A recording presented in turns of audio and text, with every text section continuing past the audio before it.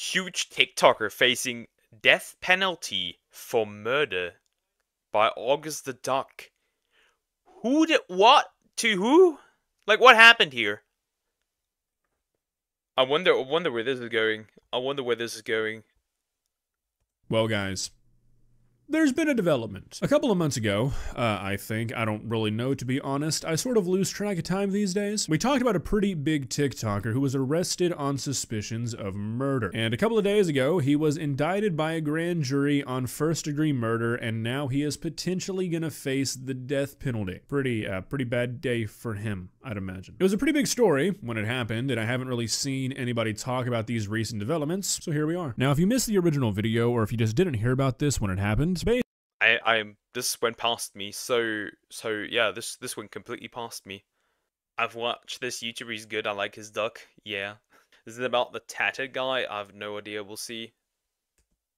Basically, a TikToker named Mr. Prada, whose claim to fame was, like, kind of just stealing other people's content. Not entirely, but, like, really what helped him get so big is that he would copy basically any TikTok that went viral. So when a TikTok went viral, people would comment, like, waiting on Mr. Prada to copy this, or something to that effect, and it... I mean, that's pretty normal for TikTok, actually. I wouldn't really say that this is something that's a huge problem because that's all over TikTok. Viral trends will be copied. I think that's a thing of TikTok pretty much, right? There's a viral trend and people will just do it to spread the trend even more. Got a lot of people talking about him. Pretty weird way to blow up, but I mean, if it works, right? That's not really what's important here. What's important here is that in September, Mr. Prada was arrested after being caught driving a stolen vehicle, the vehicle of a man who was recently murdered. If I recall correctly, there was an attempt to pull him over, which failed. He fled to Texas and was eventually caught by the authorities. Now, when this first went down, obviously, there was still a lot up in the air about what actually happened, but over the past few months, there's been a lot of evidence collected, and it really looks like Mr. Prada did this. There are apparently witnesses who saw him struggling to move. I always wonder, like, when these people actually commit these atrocities, why are you stealing your victim's car and drive away with your victim's car? Wouldn't you make sure that the car would not be found ever at all? Like, I don't know. Never a smart decision. They never make smart decisions. A blue tarp that the victim's body was later found in. A search of Mr. Prada's apartment found weapons and what was described as a large amount of blood. Again, he was driving this man's car, ran from the police. It's not looking too good. Now, there's a lot of what if surrounding this case that we'll get into. I mean, I highly doubt that he wasn't doing that, like, and if he, let's say he was innocent, why are you a moron running away, and why are you a moron, driving somebody else's car? What could the what-ifs even be? A little bit, but I don't really want to speculate. I'm going to, a little bit, because I think some of the context surrounding this case is pretty important, because it seems like there might be a few missing pieces of the puzzle. The big story here is that a while back, there was an investigation into the man who was murdered, where he was accused of inappropriately touching one of his patients. He was a therapist. It was 10 years ago, and the patient who accused this man of doing this is the same age as Mr. Prada, lived in the same city. There are a lot of strange links between these two that... Oh, so what you're saying is that,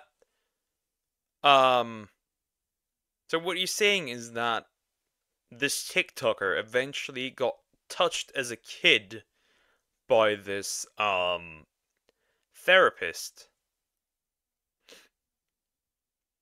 Isn't it weird? Like, I find this so gross, you know why? People go to a therapist because they really need help. They really need help. So they think that they're safe with their therapist. And then shit like that happens. That is tremendous.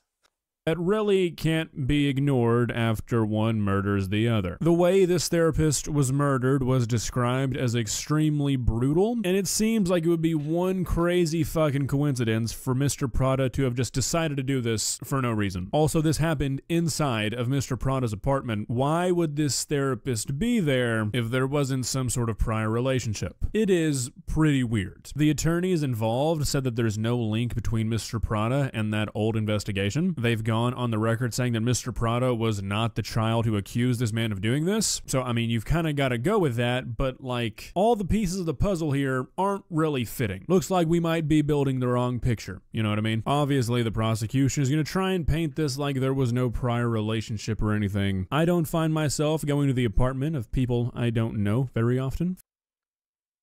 I mean, he could have also just dragged him there, right? But usually, as far as I'm aware, when it's extra violent, there's usually some connection. Feel like that's probably the case for most people. There's something that is not being disclosed yet. And look, I'm not saying that like anything would necessarily justify this. However, the way that like news outlets are covering this, I feel like we're missing out on some crucial details. Like it seems like there's an attempt to paint this as just some random murder, which look, I'm not a detective. I'm not investigating this. It could be. Let's say that he actually is the child from back then. I don't think this is too bad then. Good riddance. If you touch children, your, what's the word? Your human rights have officially been revoked. If he did not do that, but he still touched a child, I mean, you know. Let's say that he did not do that at all. Well, then obviously an innocent man died. But if he actually did do it, I don't know. Actually, I think good for the guy, not the therapist.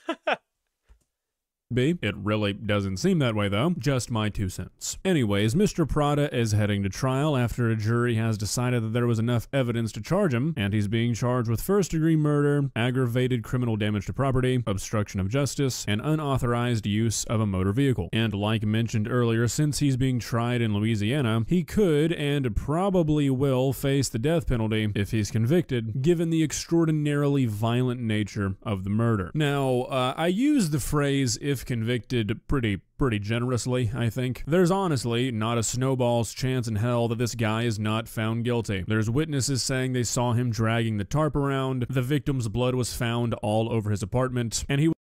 Yeah, then he's kinda cooked.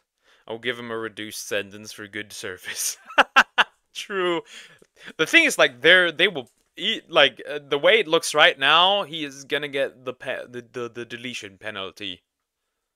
And, yeah. I don't think they will change their mind and investigate more to make sure that he actually had no connection. He was driving the guy's car. I think the only possible way Mr. Prada gets off here is maybe the jury thinks second-degree murder would have been more appropriate, which if you watch my original video or if you've been following this case, you might remember that originally Mr. Prada was charged with second-degree murder, but according to an article I found, apparently it was up to first-degree murder based off of the victim's age, which I don't really know how that works or why that works that way, but the more you know. But I mean, to be honest, it does kind of seem like this motherfucker had no plan whatsoever. Left the dude's blood all over his apartment and then drove his stolen car. Like, I mean, it was almost like he was trying to get caught. Doesn't exactly seem like there was a lot of premeditation here, but I don't think that argument's really gonna work. Now, this case and everything that surrounds it has opened up a lot of discourse on TikTok and especially Twitter regarding the issue of vigilante justice, which, I mean, is always like a super productive thing to try and talk about on the... I mean... The thing is like this, right? The thing is like this. As far as we know right now, there's supposedly no connection. There's supposedly no connection. And if he... Like, the question is, like, what did he say, though? Like, do we have information on what he said in this case? Like, why he did it? Like, his motive and stuff? Death penalty is excessive. I don't think that. I think that this penalty is only appropriate. Uh, um, if I'm gonna say so for rapists and what's the word? Like child diddlers. Oh, and of course, by from case to case basis, depending on like obviously if somebody's a serial deleter, then good riddance. I love how everyone love how everyone criminals included unanimously hate uh uh Komos. Okay. the internet, but obviously a lot of people are upset that Mr. Prada is facing the death penalty when everything surrounding this case sort of points towards the likelihood of something happening between this therapist and Mr. Prada in the past. Now, I don't really want to get into the topic of vigilante justice, but we're going to. In my opinion, it's really never justifiable, but sometimes it is understandable. I think that's a distinction a lot of people aren't. Yeah, it's never justifiable because you're breaking the law. But it is, oh god, if it isn't understandable. Like, if somebody was touching me as a child, oh boy. Once I grow up, you're gonna know that I'm eventually gonna come after you.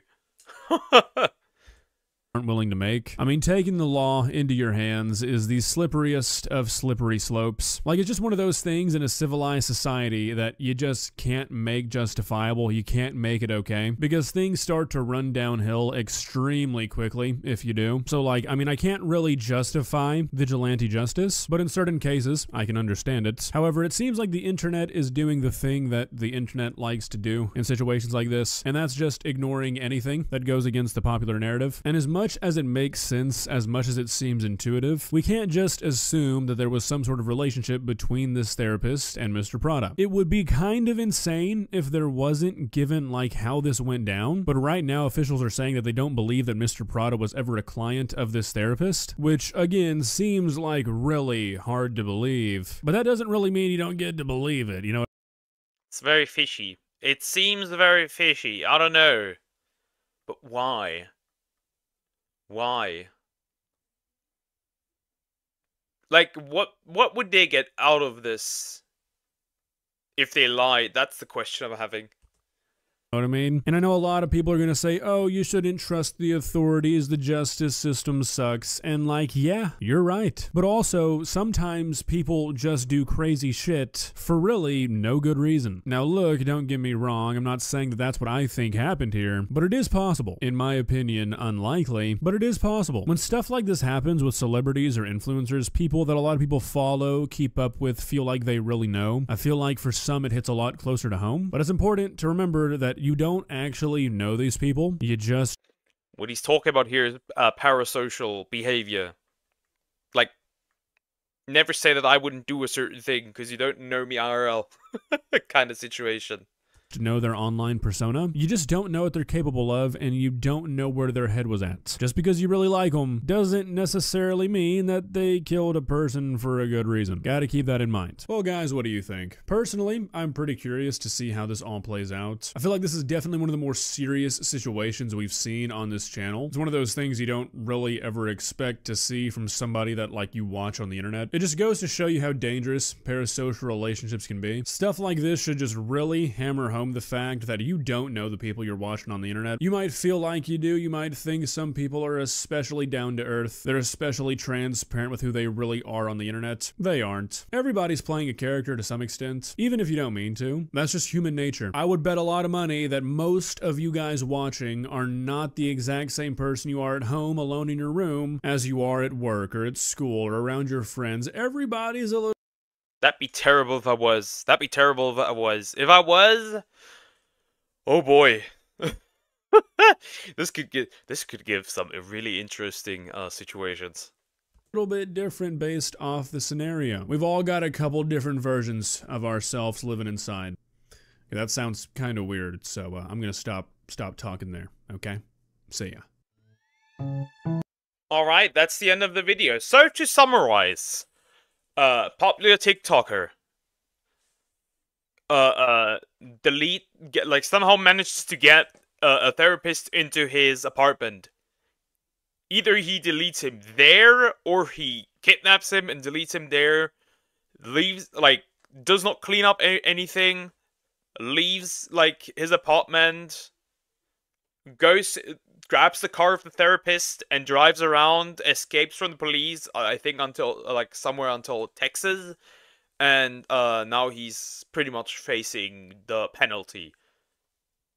Yet there's a chance that these two might be connected, but we do not know.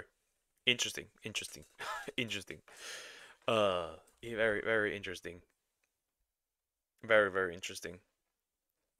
I think that since it is not sure if he had the relationship with the therapist, he should get a life sentence that could get lowered for good behavior. I think that until there is not 100% established, like even if they want to give him the penalty, right? Even if it is not 100% established, like unless it is 100% established that there is no connection between the two, I don't think that the death penalty should be used here.